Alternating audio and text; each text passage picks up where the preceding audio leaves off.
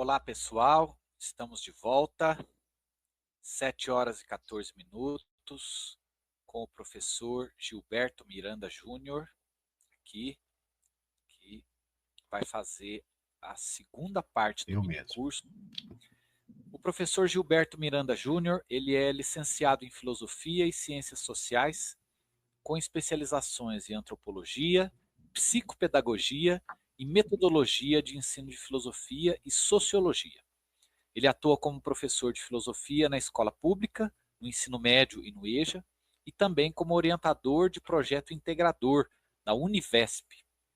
Atualmente é mestrando no Prof. Filo, da UFABC, na linha de pesquisa de filosofia, tecnologia, mídias e ensino, e cursa especialização em inovação e em educação mediada por tecnologia, também na UFABC. Acredita na educação como forma de emancipação e na luta coletiva organizada como consolidação de nossa liberdade. Professor Gilberto, é um prazer recebê-lo aqui nesse nosso espaço virtual do Prof. Filo, no canal Prof. Filo do YouTube, e gostaria de dar as boas-vindas a você e novamente aqui avisar o pessoal que ficou nos aguardando, né, que a gente vai dar continuidade agora no nosso minicurso. Professor Gilberto, a palavra está contigo. Fique à vontade. Boa noite. Muito obrigado, João. Boa noite a todas e todos. Sejam muito bem-vindos, né, ao minicurso de Letramento Crítico Digital, que é a parte desse curso como um todo, né, de cybercultura. A Paulinha falou, muito bem falado, inclusive.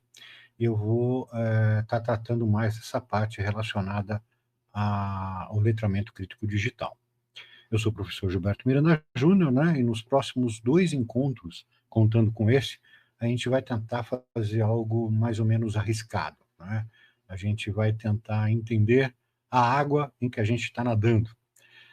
E essa metáfora é boa porque será necessário a gente sair um pouco da superfície, enfiar a cabeça dentro dessa água, para ver o que tem lá embaixo.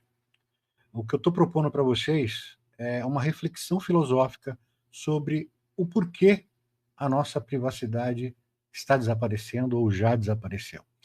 E, para além do uso ético que devemos nos preocupar, né, quando a gente navega na internet, por que a gente tem que ficar preocupado ou pensar ou refletir sobre a nossa privacidade?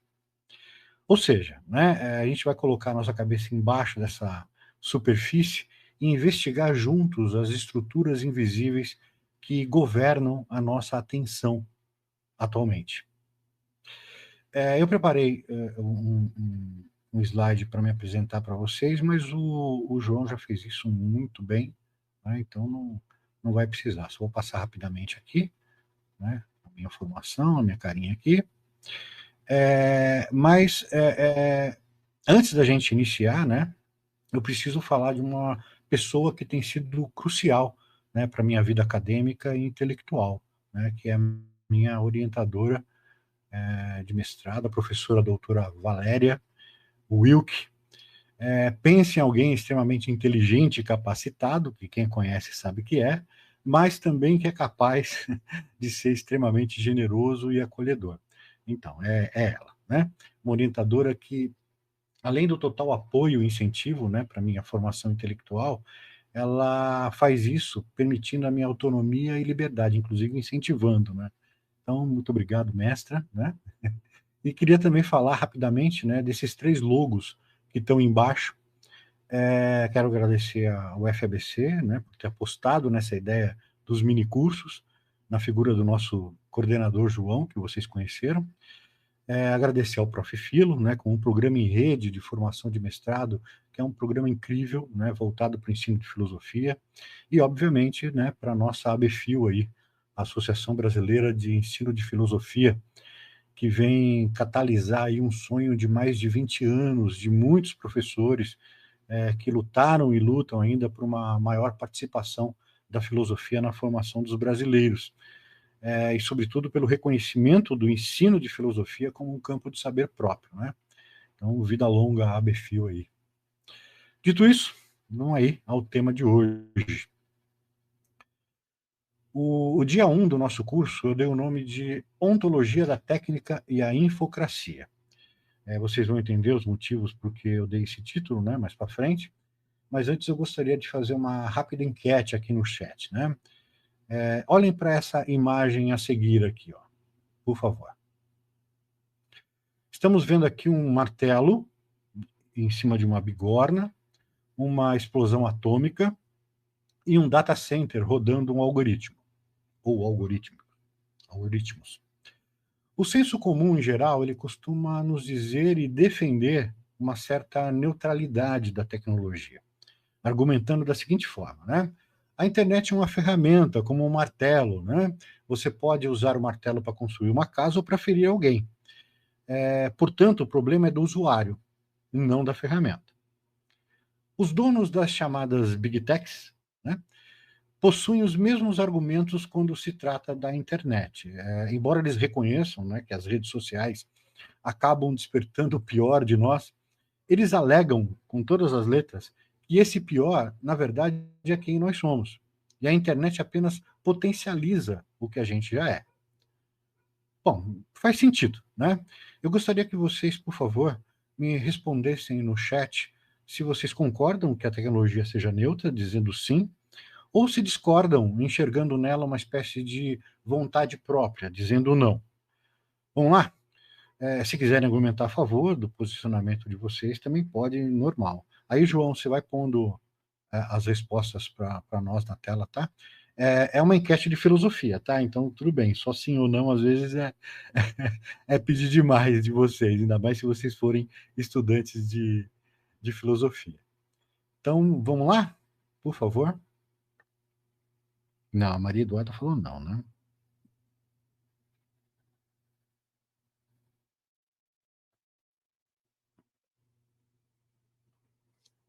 Aí, a Maria Eduarda disse que não, é a primeira, já manifestou. Gilberto, você está conseguindo ver os comentários?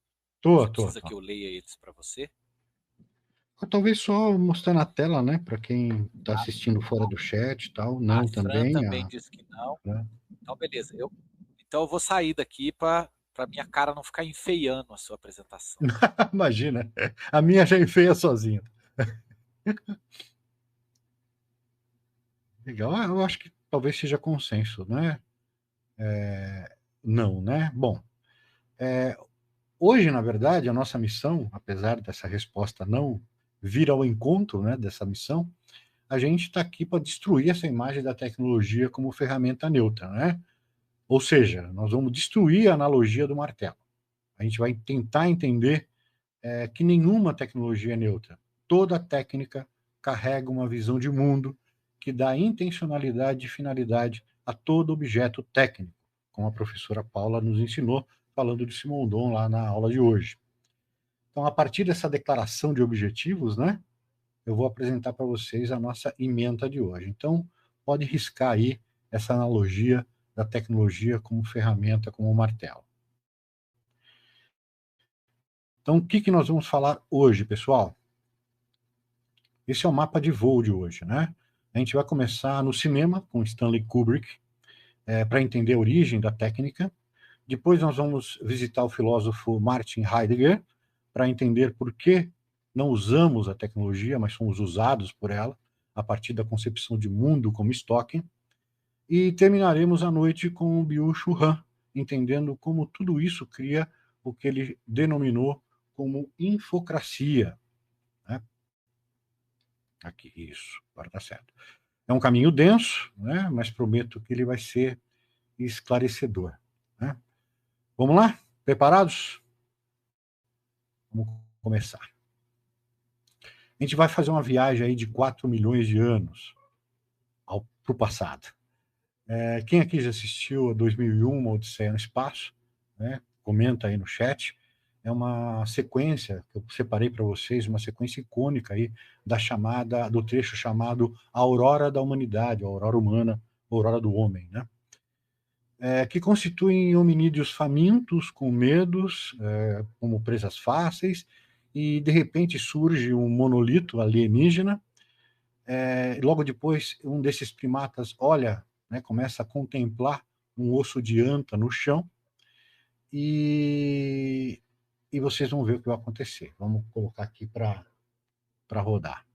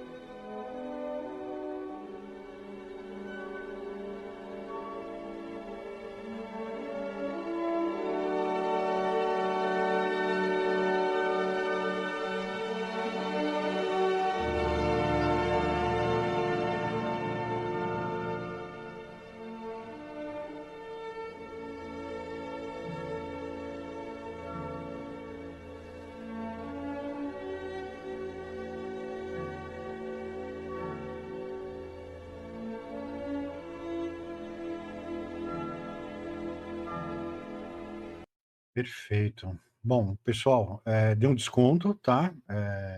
Foram usados efeitos práticos, né, na caracterização dos hominídeos, não tinha CGI nessa época, era 1968, né? Então, por favor. Perceba, então, né, o que acontece ali, né? Percebam que não existe mais um resto de animal ali, né, morto. Ocorre um insight. Aquele osso deixa de ser uma coisa e vira ferramenta. Mas para que serve essa ferramenta? Para quebrar crânios. A técnica humana nasce, na visão de Kubrick, que é esse diretor, não para a agricultura, mas para a dominação. A técnica é o que permite o ser humano transcender sua condição biológica através da violência controlada. Esse é o primeiro ponto, certo? E o ponto crucial aqui, né, que muitas vezes passa inclusive despercebido, é quando o hominídeo pega o osso, ele muda o osso, sim, mas o osso também muda ele. Estamos entrando aqui, sem querer ser repetitivo, mas um pouco no que a Paula falou. Aquele hominídeo agora, ele se sente poderoso, a postura dele muda, a visão de mundo dele muda. Agora ele vê o mundo como algo que pode ser quebrado, pode ser dominado. Isso por si só derruba aí o mito da neutralidade, né? Se você tem um martelo na mão, tudo começa a parecer com prego. A tecnologia não é passiva, ela molda a nossa subjetividade, ela nos diz como devemos olhar para a realidade. Daquele celular que as pessoas antes lembram, faziam ligação telefônica, agora ele está na sua mão para treinar o seu cérebro a esperar recompensas rápidas a cada 15 segundos.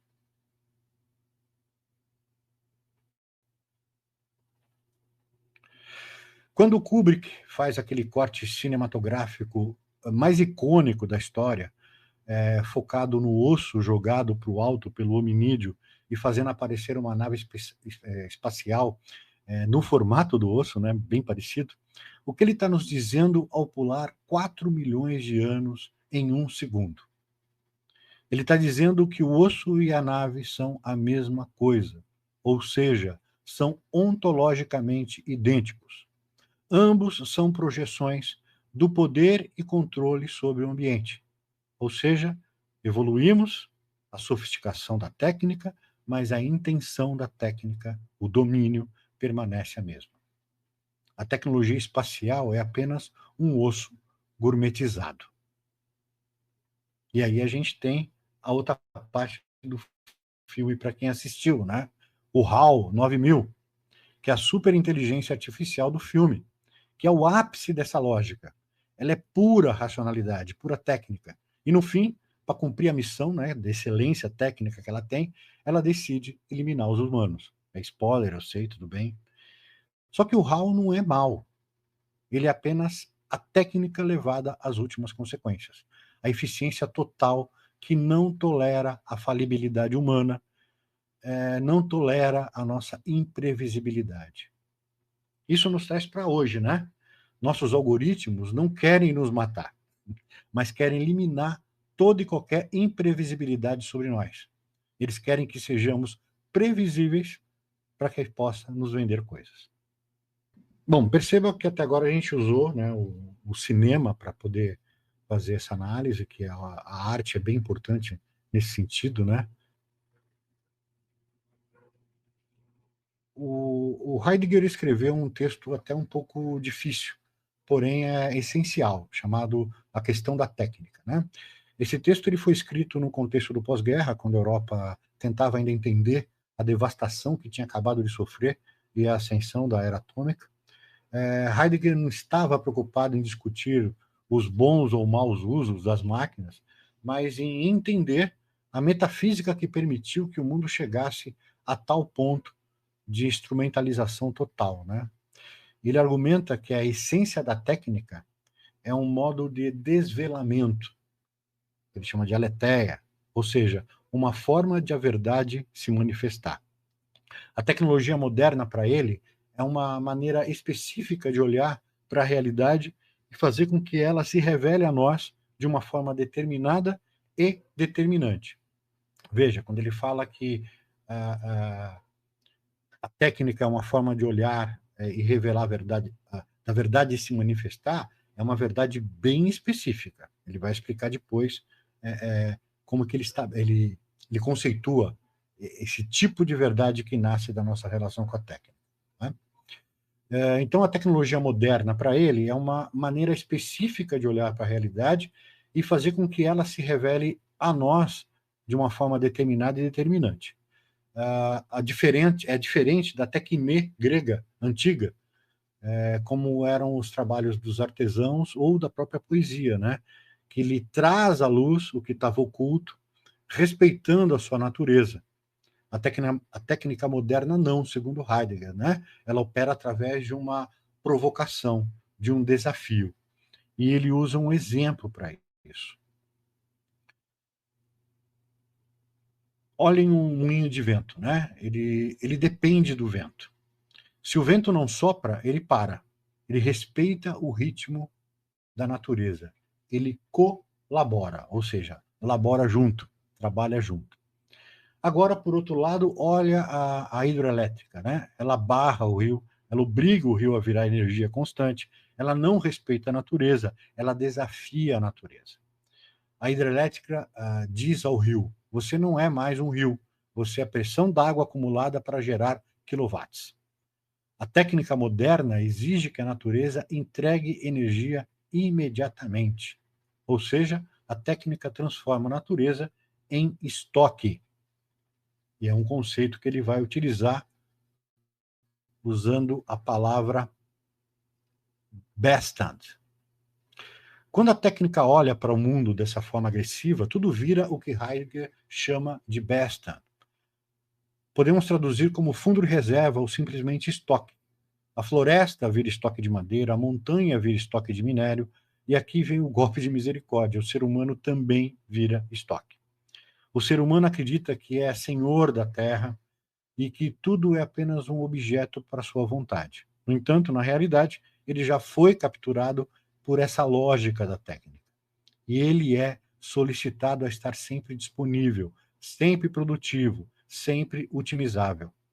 Quando o homem se torna material humano, ou capital humano, ou, né, como dizem as empresas, recursos humanos, a ser gerido, seja por algoritmos, pelo mercado ou pelo Estado, ele perde a sua essência de ser aquele que pastoreia o ser, o guardião do sentido das coisas, e passa a ser apenas mais uma peça na engrenagem gigantesca do que Heidegger chama de Gestalt. Nós vamos entender agora o que é Gestalt. Então, guarde esse primeiro nominho aí, que é Bestand, que é o estoque, é o... Como é que ele fala? É o fundo de reserva. E agora Gestalt, que é um emolduramento. O Heidegger chama, né, essa estrutura que muda a nossa forma de pensar de emolduramento. É como se a técnica colocasse uma moldura na realidade. Tudo que entra nessa moldura precisa ser calculado, medido, otimizado e estocado.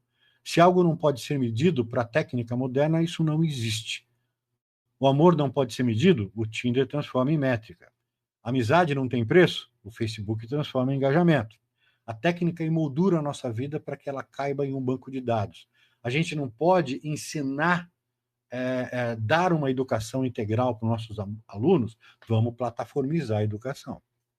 Métrica, métrica, métrica, BI. Né? Heidegger conclui que o maior perigo não é o que as máquinas, né, ou que as máquinas nos destruam, como a gente assistiu lá, falando de outro filme, do Exterminador do Futuro, mas que a nossa essência seja destruída, de modo que não consigamos mais perceber o mundo de outra forma que não seja como esse vasto depósito de recursos a serem explorados, inclusive nós mesmos.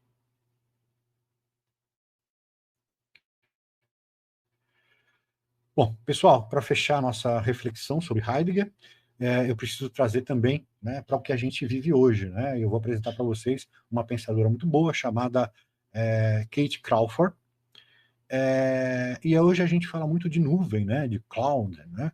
A metáfora da nuvem ela é perfeita para as Big Techs, porque ela sugere algo leve, etéreo, limpo, né, que flutua acima de nós, sem peso e sem custo ambiental. Mas não é bem assim, né? Essa pesquisadora aí, a Kate Crawford, em seu livro Atlas da Inteligência Artificial, destrói essa metáfora. Ela nos convida aí a olhar para a anatomia da IA. E o que ela encontra não é um código flutuando no céu. Ela encontra uma terra rasgada, corpos cansados e fornos de energia. A Crawford argumenta que a IA é, em sua essência, uma indústria extrativista, perdão, que também é escravagista, né? E aqui a gente vê o Gestalt, né, de Heidegger, o emolduramento, operando em sua potência máxima, né? Vamos ver isso aí em 3 camadas, pelo menos. Primeiro, a Terra como estoque. Para vocês usarem aí o seu chat GPT ou o algoritmo do Google, né, a gente precisa de lítio para as baterias, terras raras para processadores, e Crawford, ele visita as minas como a de Silver Peak, lá em Nevada, nos Estados Unidos, e o que ela descreve não é tecnologia, é geologia sendo violentada mesmo, né? A crosta terrestre é vista apenas como bastant, fundo de reserva, para ser processada em chips. O espírito da máquina é feito de pedras arrancadas de ecossistemas frágeis. Segundo ponto é o trabalho humano, como robô. Heidegger nos avisou que o homem seria coisificado, né? A Crawford mostra isso argumentando que aquilo que chamamos de inteligência artificial muitas vezes é apenas inteligência humana mal paga e escondida. Existem plataformas como a Amazon Mechanical Turk, onde milhares de pessoas ao redor do mundo ganham centavos para clicar em imagens e dizer isso é uma árvore, isso é um sinal de pare. Eles treinam a máquina. Elas são tratadas como não como funcionários com direitos, mas como processadores biológicos, engrenagens de carne que tapam os buracos que o algoritmo ainda não consegue resolver. O ser humano aqui foi reduzido puramente a um recurso técnico. E isso é apenas a ponta do iceberg, tá? Nos locais remotos, onde tanto terras raras quanto minérios importantes para a indústria são extraídos, o trabalho é braçal, mal remunerado e promove mudanças no modo de vida, destruição de comunidades e apagamentos de memórias, histórias e culturas. Terceiro ponto, a gente já tem ouvido falar muito disso nos jornais, né? É o consumo de energia. Treinar um único modelo de grande linguagem, né, como é o ChatGPT, por exemplo, pode emitir tanto carbono quanto 5 carros durante toda a vida útil deles. Os data centers bebem água potável e devoram eletricidade em escalas de cidades pequenas e médias. A natureza é provocada a fornecer energia constante para manter essa nuvem o tempo todo ligada. Portanto, quando olhamos para a IA com os óculos, né, da Kate Crawford e de Heidegger, não vemos apenas inovação, como dizia a Paulinha há pouco tempo, né? A gente vê um novo e gigantesco dispositivo, Gestalt, um sistema que enquadra o planeta inteiro, seus minerais, sua energia, os seres humanos, o tempo de vida, como um vasto estoque de recursos esperando a ser extraído, processado e monetizado. A inteligência artificial, ela não é imaterial. Ela é o peso do próprio mundo sobre os ombros de cada um de nós. E antes de entrarmos nessa reta final, né, sobre infocracia, para a gente terminar essa aula, esse primeiro dia, eu queria ouvir de vocês, né? Essa ideia de que a gente é estoque, né, bastant, se faz sentido, por exemplo, quando vocês navegam no Instagram, né, vocês sentem se vocês se sentem usuários ou produtos, né? Note que dentro dessa rede a gente não passa de estoque de atenção, né? Ele precisa extrair essa atenção para vender anúncios. E não é só isso. Ela precisa da nossa atenção para construir consensos sobre uma série de coisas que vai garantir a manutenção e o aumento do poder das Big Techs, que é a definição clássica aí de infocracia em ato. Vamos lá, deixa eu ver como é que vocês estão. Sim, sim, João. Exatamente. Para mim, A por Maria favor. Eduarda coloca: faz total sentido. E a gente se sente até um pouco pessimista sobre o futuro. Utilização das IAs, como isso irá impactar o futuro.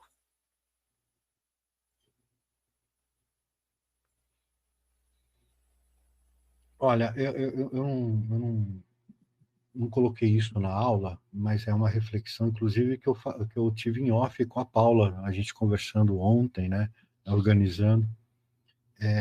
Houve uma época que todo o avanço tecnológico melhorava nossas competências como seres humanos, né? Nós ampliávamos as nossas competências e habilidades a partir da tecnologia. Então, mesmo que a tecnologia criada substituísse alguma coisa que a gente fazia bem, a gente era empurrado, catapultado para aprender novas competências e habilidades para manejar essa tecnologia nova e, e sobrava mais tempo para ver outras coisas também, né?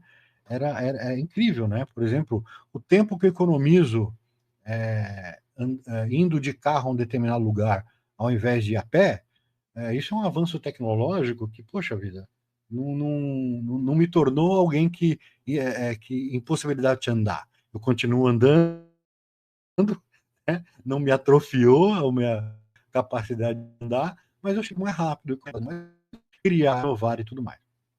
Hoje nós estamos falando de um momento em que a tecnologia está efetivamente nos ameaçando de tirar aquilo que nos define como ser humano, que é a nossa racionalidade, a nossa capacidade racional, nossa capacidade de discernir. Tem gente fazendo terapia com chat, né? Então isso começa a me preocupar. O avanço tecnológico chegou num determinado momento em que ela não está nos impulsionando para adquirir novas competências e habilidades. Ela está começando a substituir as que a gente tem, sem a possibilidade de a gente adquirir outras. Isso me preocupa. Exatamente, Veridiana, olha isso. É demais, porque assim, eu vou desviar um pouquinho do que você falou. Eu concordo com você, essa é uma questão delicada, que envolve questão de direitos autorais e tudo mais. No entanto, tem uma previsão aí de um certo colapso, né? Porque o chat GPT e as inteligências, principalmente as linguagens, né? Os grandes modelos de linguagem, eles estão sempre buscando na internet conteúdos para dar respostas para o que a gente está perguntando. Só que vai chegar um momento em que eles vão consultar o próprio conteúdo que eles fizeram. Então vai ser uma redundância. Estão esperando um colapso em relação a isso, né? Porque elas vão começar a responder aquilo que elas produziram, copiando a resposta de outros, tal. Daqui a pouco, e isso numa escala tão grande, daqui a pouco as informações fora das que foram produzidas pela própria IA serão mínimas e irrelevantes. Diga lá. A Maria Eduarda continua comentando aqui: com certeza, professor. E eu vejo muitas discussões sobre IA que não tocam nesses pontos que são muito cruciais. Só falam sobre a inovação, a facilidade, etc, etc. A importância. Isso é letramento crítico, Maria Eduarda. É exatamente isso.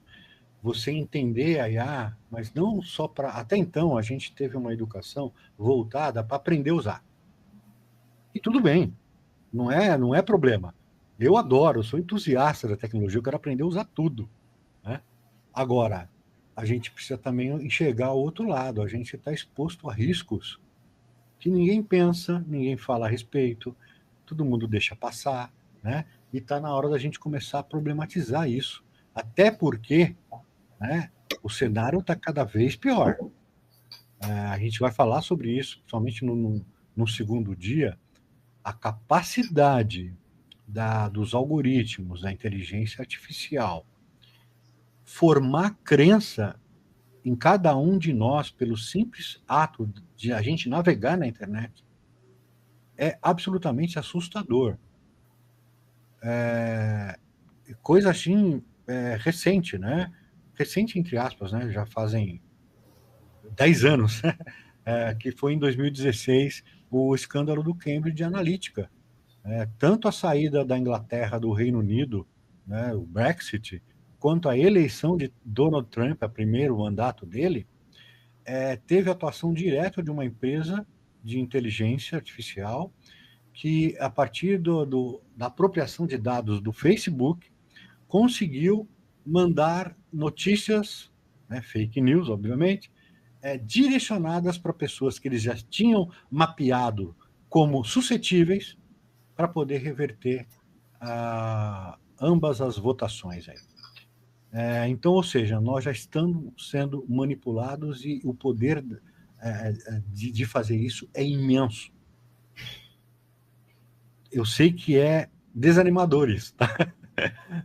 Mas eu não quero ser tão pessimista. Tem uma alternativa e nós vamos falar dela no segundo dia.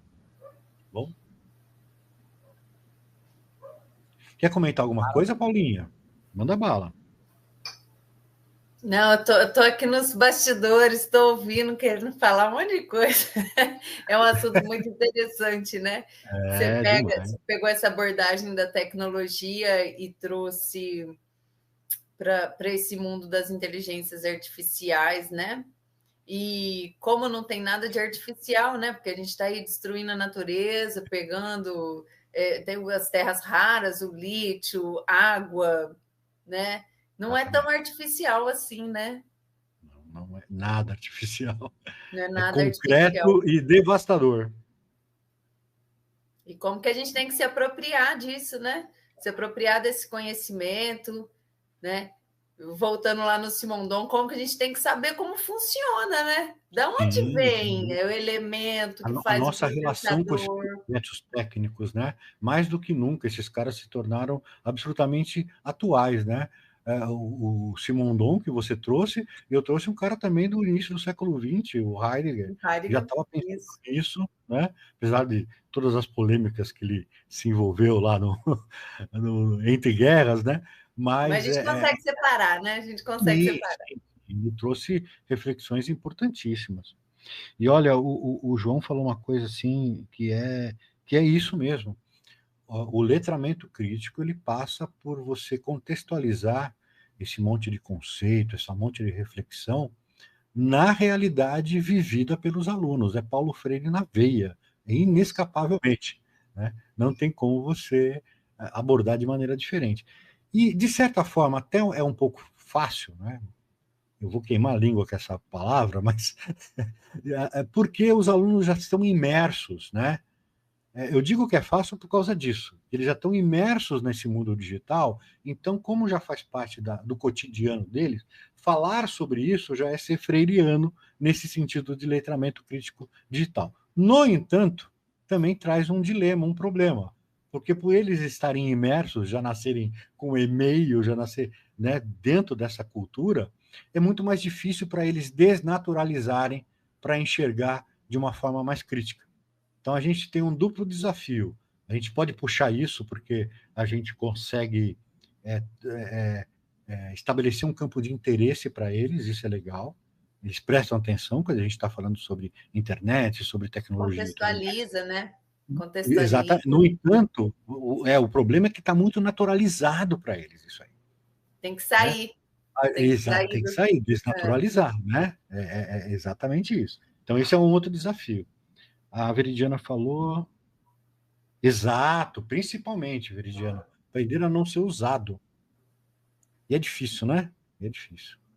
Gente, só para a gente não estender muito, vamos começar com o chinês. Quer falar mais alguma coisa, Paulinha? É ótimo só. Não. Estou por aqui, estou assistindo aqui. Tá bom. Eu tenho que compartilhar de novo aqui ou já está aí o...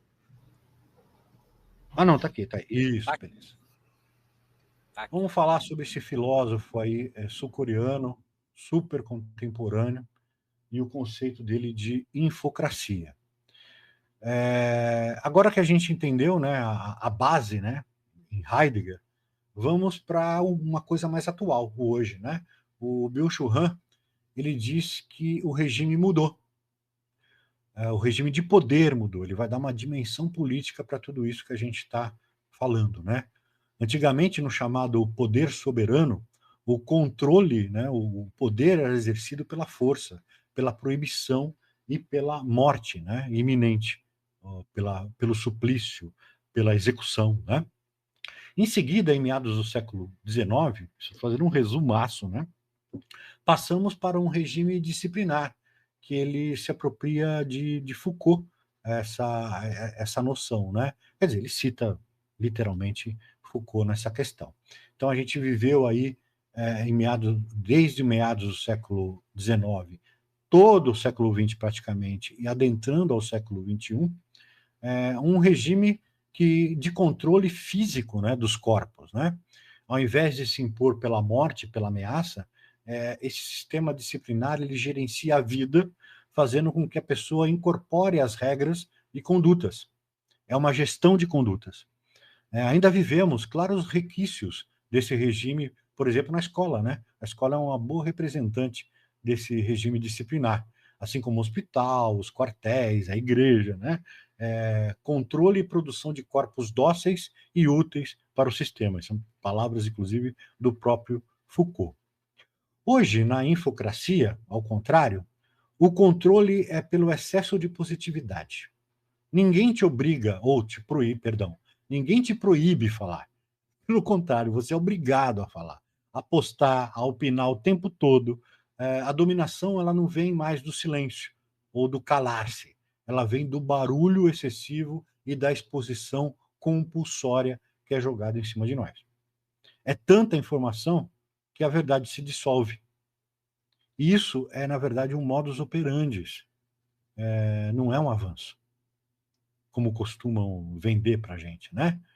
E, obviamente, toda forma de pressão, né, e controle é ruim, né? Eu, como anarquista, defendo isso até a morte, né? No entanto, o que hoje a gente chama de liberdade, ela se constitui em uma ditadura de transparência para justamente proporcionar a extração massiva de dados e o nosso perfilamento. Esse termo perfilamento a gente vai trabalhar melhor conceitualmente quando a gente estiver falando de governamentalidade algorítmica com a filósofa belga Antoinette Rouvroi, no segundo dia de curso nosso, tá? Então vamos lá, né? Aquelas promessas de emancipação, de conectividade, acesso ilimitado ao conhecimento. A Paula mencionou isso, né? E é bem uma ideia na época, né? Tadinho, queimou a língua, o Pierre Levy, né? Marcou aquele otimismo tecnológico do final do século XX, né? Infelizmente, cedeu lugar a esse cenário de vigilância onipresente, de fragmentação social e de exaustão psíquica. Ao educador, né, contemporâneo, é exigido hoje abandonar aquela análise de fenômenos isolados e tentar realizar uma escavação arqueológica das estruturas filosóficas e materiais que sustentam essa nova era digital. É o que o João falou lá nos comentários, né? Precisamos trazer assim Paulo Freire na veia para a gente estar tratando disso dentro da escola, né? Nas suas obras aí, né, como Infocracia, que eu mostro a capa aí para vocês, a Psicopolítica e a Sociedade de Transparência, Byung-Chul Han ele diagnostica que o enquadramento, né, heideggeriano evolui para um sistema de dominação que não ataca mais o corpo, mas explora a psique através da liberdade. É o conceito também de psicopolítica que ele trabalha, e eu trabalho, inclusive, na minha dissertação de mestrados. Ou seja, o mundo é reduzido a dados e o conhecimento é substituído pelo cálculo algorítmico. É o dataísmo que renuncia ao sentido em favor da contagem. É um tipo de totalitarismo sem ideologia, pois não precisa de uma grande narrativa para dominar, né? Precisa apenas de dados comportamentais para prever o teu comportamento e te controlar através da governamentalidade. Infelizmente, é isso que a gente está vivendo. Mas calma, gente. Calma. Vamos fazer um resuminho do percurso de hoje? Que eu quero propor uma atividade para vocês, assíncrona, né? Vamos lá. A gente começou com os ossos aí de Stanley Kubrick, vendo que a técnica é, em essência, domínio. A gente viu com Heidegger que a técnica moderna transforma o mundo e nós mesmos em estoque, emoldurando esse mundo para que a gente tenha apenas uma visão dominante. A gente viu também que o impacto dessa visão não é etérea, não paira nas nuvens, mas ela é material, ela é real, ela é concreta, afeta vidas humanas em escalas inimagináveis. E concluímos com o bicho Han, mostrando que esse estoque é gerido hoje através de um excesso de informação que nos atordoa e nos controla, né? Portanto, o que a gente tem diante de nós é um sistema único e integrado, na verdade. A infocracia de Han é vamos dizer assim, um software de controle que nos seduz, né? A materialidade fica por conta do estudo da Crawford, né? Que é um hardware que consome o planeta e o trabalho humano. E o Gestel, né, de Heidegger, seria a lógica, a ontologia, né, a metafísica, o sistema operacional que roda tudo isso, transformando natureza e gente em meros recursos, né? O letramento crítico digital é a capacidade de ver essas três camadas ao mesmo tempo. É isso que a gente, como professor de filosofia, e todos nós, como cidadãos, né, precisa passar a prestar atenção.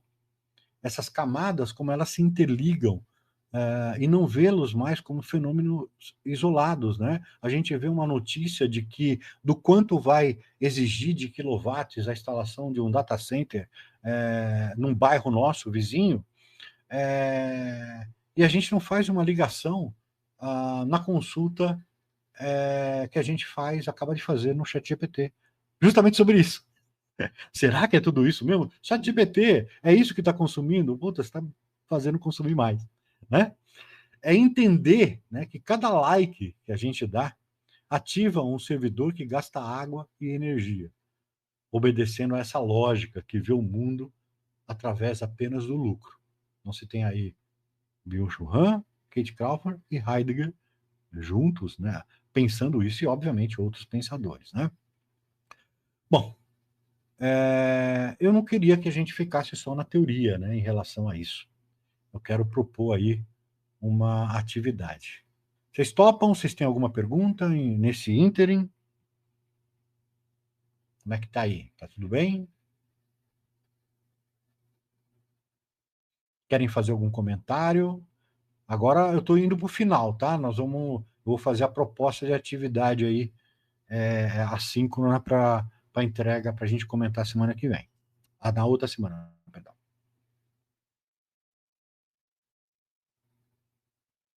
Por enquanto, sem comentários aqui, Gilberto. Beleza. Acho que você pode ir passando as observações da atividade, Tá. E se tiverem comentários aqui, depois eu vou exibindo. Beleza. Então, a minha proposta né, através dos e-mails, né, que vocês cadastraram lá na lista de presença, eu vou enviar um roteirinho dessa atividade assíncrona para vocês, né? Para vocês poderem realizar. Nossa, mas eu acho que saiu errado aqui. Isso. Saiu tudo fora de ordem aqui. Então, vocês receberão um e-mail, né, com base na lista de presença, e a minha proposta é que vocês façam um papel de antropólogos digitais, né? Eu gostaria que vocês realizassem uma espécie de auditoria do algoritmo. A ideia central vocês vão enganar o algoritmo, vocês vão criar uma persona falsa por 30 minutos. Vocês vão escolher um tema que vocês odeiam ou desconhecem completamente, por exemplo, terraplanismo, K-pop, vão me bater os fãs, né? Receitas medievais, né? Tudo mais. O objetivo na verdade, vocês cronometrarem, né? Quanto tempo leva o TikTok, o Instagram, ou mesmo o YouTube, para esquecer quem você é, baseado no teu histórico, e começar a te tratar como essa nova persona que você só usou, só incorporou por 30 minutos. Ou seja, vocês vão, a ideia, a proposta é que vocês vejam a infocracia, né, se formando em tempo real na tela de vocês. E aí depois vocês vão escrever um breve relato sobre essa experiência, como vocês se sentiram, se foi rápido, né? Se o conteúdo acabou ficando mais radical, pode acontecer também. Aí lá no dia 2, a gente vai pegar esses relatos e discutir duas questões aí que eu já antecipei um pouco, mas é a governamentalidade algorítmica da filósofa belga Antoinette Rouvroi, e finalmente vamos trabalhar aí os possíveis antídotos ou soluções, como o conceito, por exemplo, de tecnodiversidade ou cosmotécnica do filósofo chinês Yuki Hui. A gente vai se focar nisso na segunda aula, né? Gostaria de pedir para vocês para tentar responder, por favor, até dia 3/12, né? Para dar tempo de eu ler, fazer uma compilação, para dar esse gancho aí para a próxima aula, tá? Obrigado pela atenção de todos, né? A lista de presença já deve estar no chat, então, por favor, preencham e tentem fazer essa atividade aí, que eu acho que vai ser uma boa sentir na pele aí, né? Boa auditoria aí para vocês. E cuidado para não se perder aí no labirinto do algoritmo, e até dia 10, pessoal. Obrigado aí, tá bom? Maravilha. Gilberto e Paula, eu quero, em nome do Prof. Filo FABC, agradecer a vocês pelo excelente agradeço essa noite, pela companhia virtual aqui, né, nosso espaço. O pessoal está agradecendo aqui a oportunidade, tá? Colocando aqui que estamos curiosos, e é isso, gente, tá? Quero agradecer também a presença, a paciência e a audiência de todos vocês que estão nos acompanhando aqui ao vivo, e você também que está nos acompanhando aqui posteriormente, né? Porque esse vídeo vai ficar agora disponível, esse mini curso daqui a 1 milhão de anos, talvez, ao macaco primata, né? Antes de jogar o almoço, ele vai clicar lá no celular e vai assistir esse mini curso, né? Para se lembrar daqueles outros primatas que destruíram o planeta antes dele, há 1 milhão de anos atrás, né, e que sobrou só um celularzinho com uma tela trincada lá. Mas é isso, gente. Então, a esse primata do futuro também, o meu muito obrigado. A todos vocês, uma ótima noite. Valeu, tudo de pessoal. bom para vocês. A gente encerra por aqui. Até mais. Dia 10 obrigadão. de dezembro, estamos de volta com mais tecnologia, mais cybercultura e letramento digital. É isso aí.